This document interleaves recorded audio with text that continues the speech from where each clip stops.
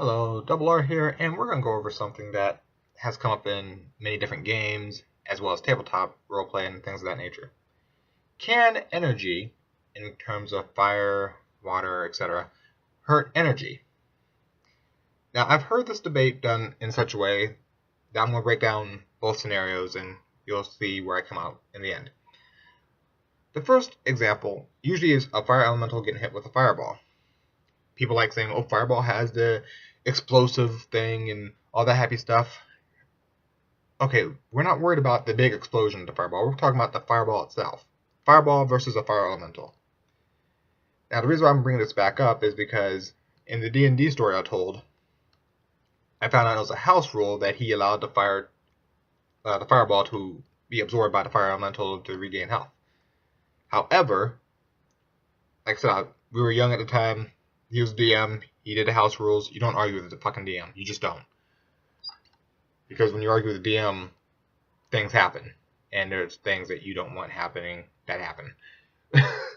So, that being said, in the D&D guide, it just says the fire elementals are immune. Straightforward, they're immune. You throw a fireball at a fire elemental, it just walks through it like Broly through the Kamehameha. It doesn't give a shit. Or the Kamehameha. Whatever you want to call it. Just walks through like, yeah, okay. Okay.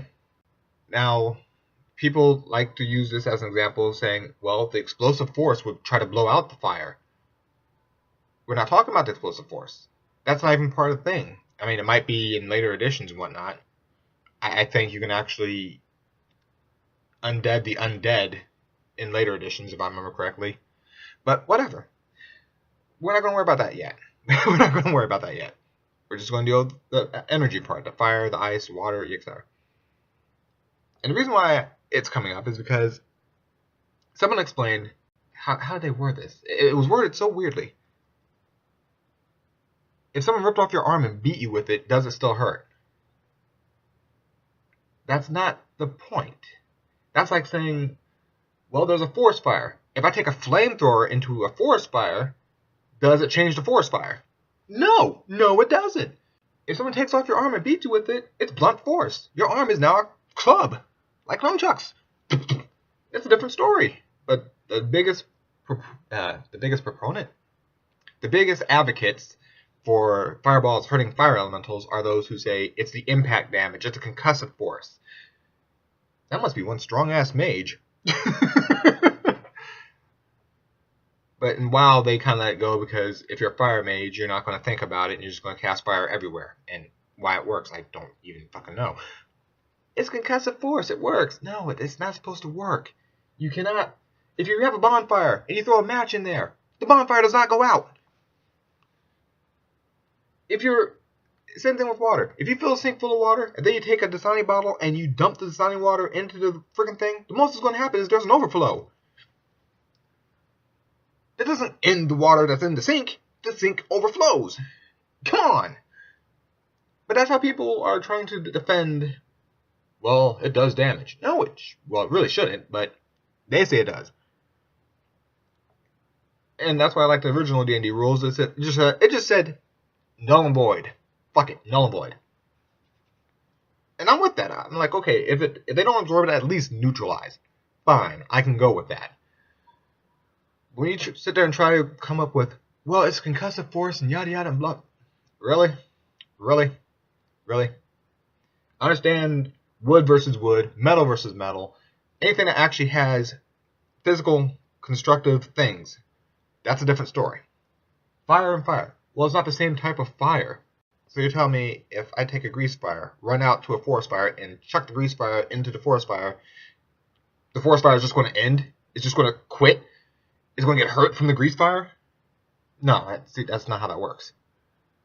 Maybe if someone's strong enough to hit it with a bigger bolt of fire to try to burn it out, you see how dumb that sounds? It doesn't make any sense. But of course, there's a reason that they say it does damage. I don't know why, but whatever.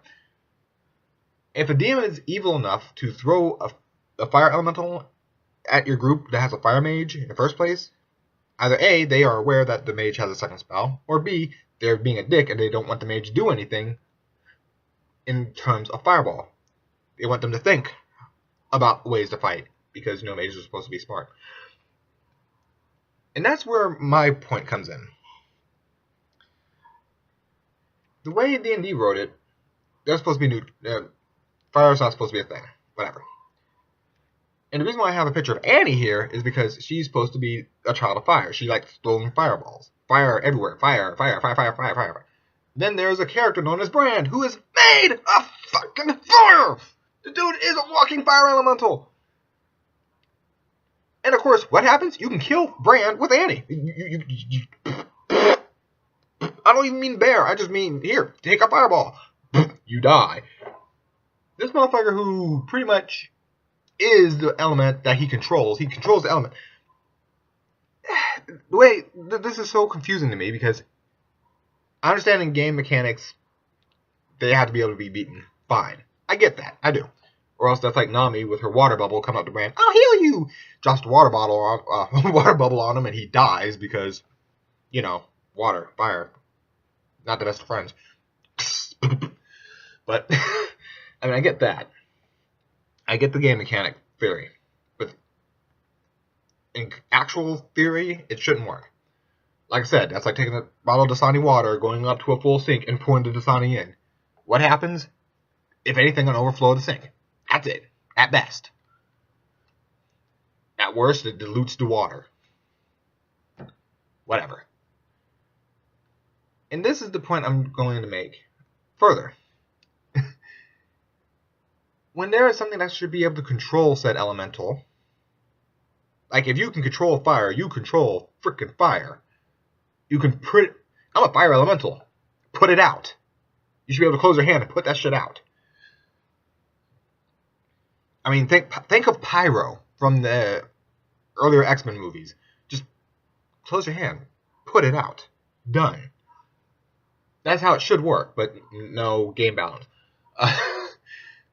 Hell, even in comics, there was like one of the Sinister Six that was electricity or thunder. No, it was lightning or electricity or some shit.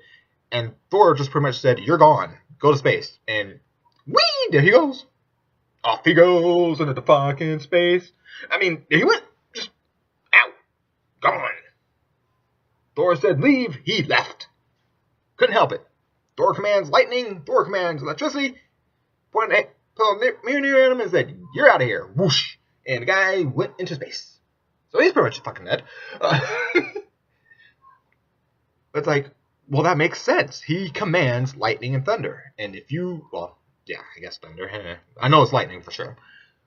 But Thor's just like, you're gone. Out. Bye-bye. Off the planet you go. If you can actually control it, then control it. That, again, Annie killing Bran with a fireball, that shouldn't happen. Fireball goes at Bran, he should be either A, catch it, or B, just take the hit and be like, okay. Thanks for the free heal. Or just walk through it like frickin' Broly. Fireball did nothing. Try again.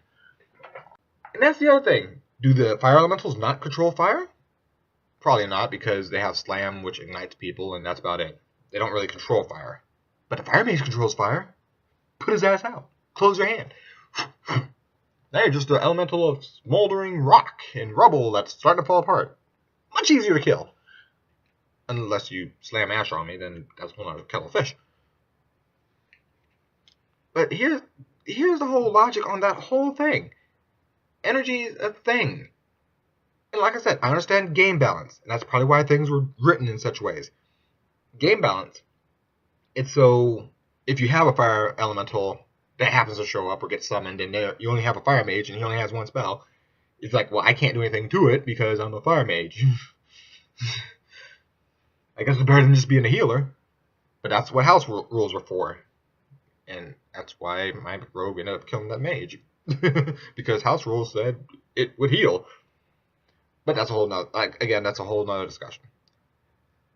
And then we have the other point of necromantic energy.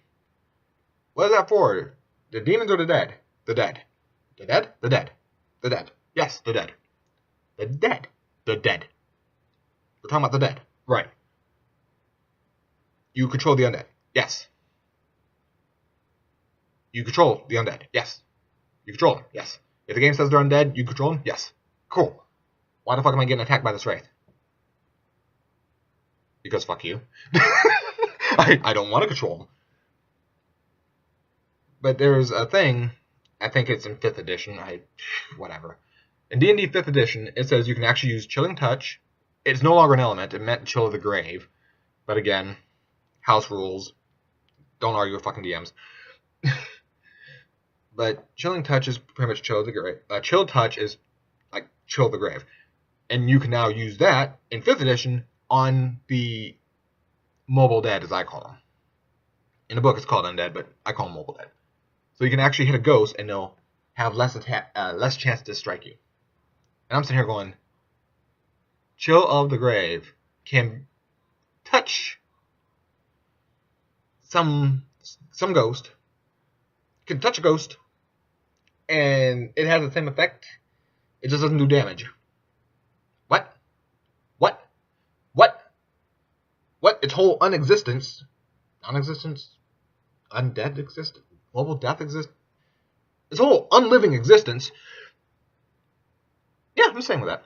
Its whole unliving existence is freaking death. It's dead. It's already dead. You can't give it the Chill of the Grave. It's already freaking dead. It's dead. I'm gonna go ahead and say rend flesh to a skeleton. It doesn't work. It doesn't work. There are things that just don't work. It just doesn't freaking work. I'm gonna take this rock and I'm gonna bash a steel door in. Good luck. Rudimentary lathe. What? Dude, focus. And that's what people do. They just sit there and go, yeah, it works now because 5th edition says it works.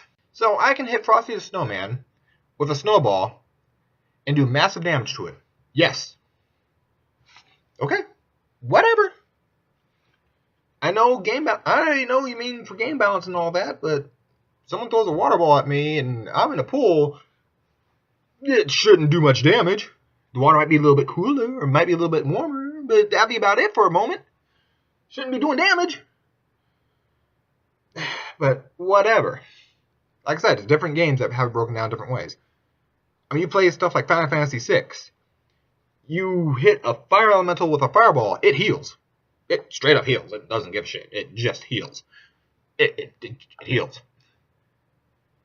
I'm a water elemental. I'm going to cast Aqua. Yeah, okay, I'm just going to kill you now because you're stupid and you're just healing me. I'm a monster called Explosion. Why are you called Explosion? Because I'm made out of fire and I blow up. Okay. Whatever.